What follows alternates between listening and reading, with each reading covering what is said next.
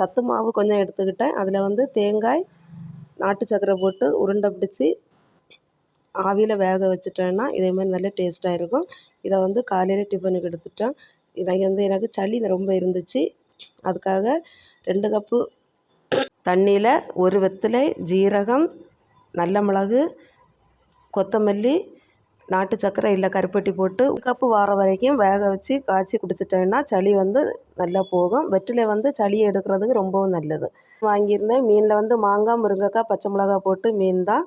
உருண்டை வந்து வெந்துடுச்சு. இதே மாதிரி தான் இருக்கும். டேஸ்ட்டாக இருக்கும். ட்ரை பண்ணி பாருங்கள்.